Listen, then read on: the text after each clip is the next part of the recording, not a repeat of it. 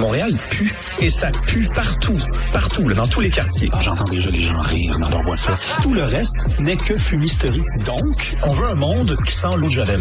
Un monde blanc, blanc, blanc, blanc, blanc, sans défaut. Rémi Villemur. On veut un monde blanc, blanc, blanc, blanc, sans défaut. C'est tout à fait approprié pour ce dont on va parler aujourd'hui. C'est le passage de Kevin Parent à Tout le monde en parle.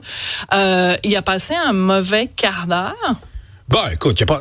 Moi, regarde, j'essaie d'être de bonne foi dans la vie. C'est une belle qualité quand on intervient souvent dans les médias. Tu sais, je suis pas toujours le meilleur ami de Tout le monde en parle. Mais je t'ai déjà dit, par contre, que pour moi, cette émission-là, c'est la plus grande émission des 30 dernières années au Québec, à la télévision. Oui, tu l'as déjà dit. Et c'est par amour pour cette émission-là que, très souvent, je la critique. Je trouve que ce sont rendues des entrevues qui me rappellent la messe plus que la télévision. Et pourtant, dimanche, aucun reproche, je trouve. D'accord. OK, évidemment, on peut parler du sort de Kevin Parent, là, que ça n'a pas été hyper facile pour lui, mais en même temps, à quoi il s'attendait? Tu sais, ça fait 5 ans que tu n'as pas donné une entrevue à la télévision. Tu es allé à la radio, à ton émission. Tu es allé dans un balado, celui de Marie-Claude Barrette.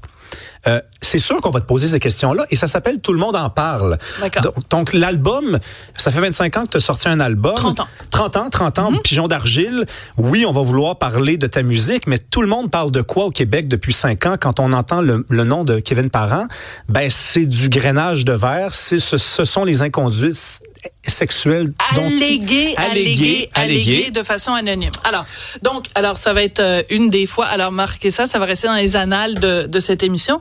Je suis absolument pas d'accord avec toi, Rémi. Ben, c'est bien correct. C'est-à-dire que il y a tout un débat en ce moment, puis c'est intéressant qu'on en parle. Il y a tout un débat en ce moment parce que il y a des gens qui disent, comme toi là, il aurait dû être mieux préparé, il aurait dû être. De participer à un balado de Marie-Claude Barrette, c'est enregistré. Il y a des parties qui sont coupées. Tu le sais, toi-même, tu fais des balados. D'ailleurs, très, très bonne série balado. Je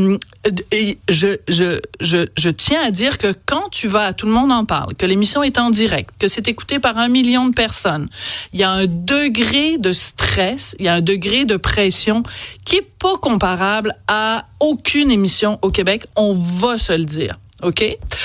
En plus, le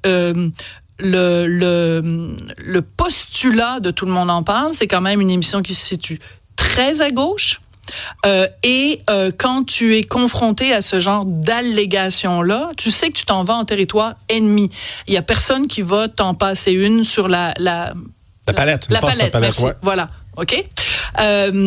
Donc, je veux dire, je comprends qu'il est bafouillé, je comprends et comment il aurait pu être préparé à ce que on lui dise, puis l'as-tu fait, tu l'as pas fait, tu l'as fait une fois, tu l'as-tu fait 2 fois, tu l'as fait.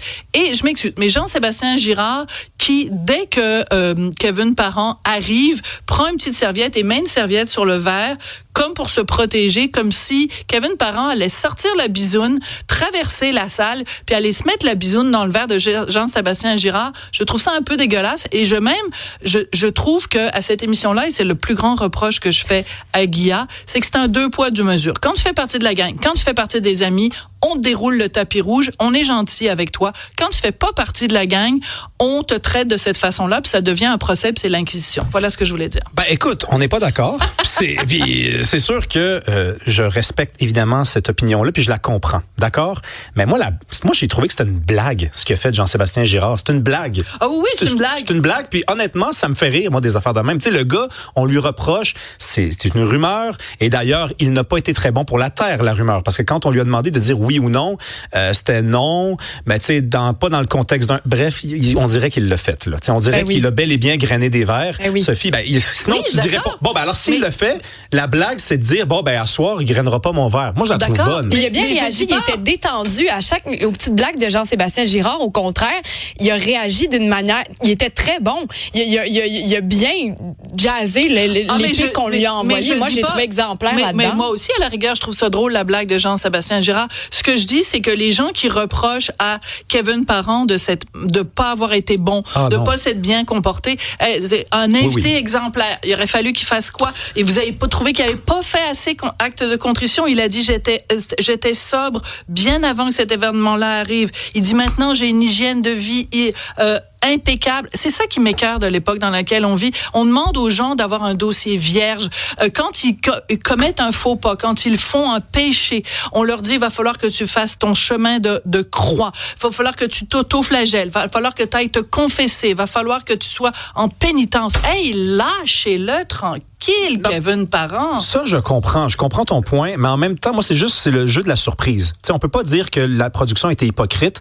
Il savait très bien à quelles questions il allait répondre. Parce qu'il y a toujours une pré-entrevue à Tout le monde en parle. Voilà. Si vous le savez pas, il y a une excellente équipe de recherchistes à Tout le monde en parle, et ils font ce qu'on appelle une pré-entrevue. Ils parlent à l'invité avant, ils lui posent des questions.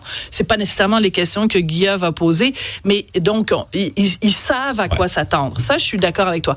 À tout bien, tout honneur, je voudrais quand même qu'on écoute un petit extrait, bien sûr, de Tout le monde en parle de dimanche soir, et vous allez pouvoir vous faire votre propre opinion aussi en retournant voir l'émission sur le site. Non, des grainer des verres dans des bars, non, ça c'est faux. Ailleurs? Ben pas. Il y a un contexte. Écoute, Guy, honnêtement, il y a un contexte. Ça me tente pas de m'éterniser là-dessus. Okay, ouais. Il y a des contextes. Le but dans tout ça ici, c'est que je dise, c'est pas des affaires de verre, comme que vous dites plus que moi là. C'était plus un mouvement. Je veux pas trop qu'on parte trop loin du mouvement puis des personnes qui souffrent pour de vrai. Moi, ce que je sens là-dedans, c'est quelqu'un qui a justement été trop préparé. Tu sens qu'il essaye de placer des lignes, donc il a dû pratiquer avec quelqu'un dans son entourage, peut-être son agent, peut-être des amis, des membres de sa famille qui lui ont dit, il faut absolument que tu ramènes ça au mouvement MeToo, puis dire que tu respectes le mouvement MeToo, puis que ça a permis d'aider beaucoup de gens qui étaient en souffrance. Moi, je sens qu'il essaye beaucoup de placer des phrases. Alors qu'il aurait pu répondre, Seigneur, qu'est-ce que tu veux que je te dise, Guillaume? Ben, tu vois... oui, mais tu sais, Guillaume... Tu vois, Rémi, non, mais c'est très drôle et tu fais une excellente imitation de Kevin Parent. Je veux juste te dire, quand je l'ai reçu il y a 6 mois en entrevue, Kevin disait que une partie du prix qu'il paye pour les allégations à son sujet, c'est justement le fait qu'il vient des régions, c'est justement le fait qu'il a un accent, c'est justement le fait qu'il fait pas partie de la clique Montréal. Non, je te dis pas que c'est ce que je pense. Je te dis que c'est ce qu'il m'a dit. Est-ce qu'on a le temps d'écouter un petit extrait de Kevin, très, très rapidement?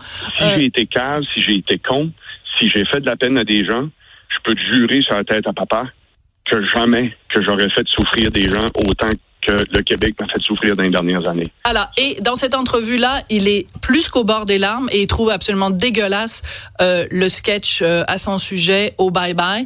Et il nous dit à mots couverts, si j'avais fait partie de la gang, on n'aurait pas ri de moi comme ça au bye-bye. Faites-vous votre propre opinion. Merci beaucoup, Rémi. Merci, Cybèle. Merci à vous d'avoir été là. On se retrouve demain.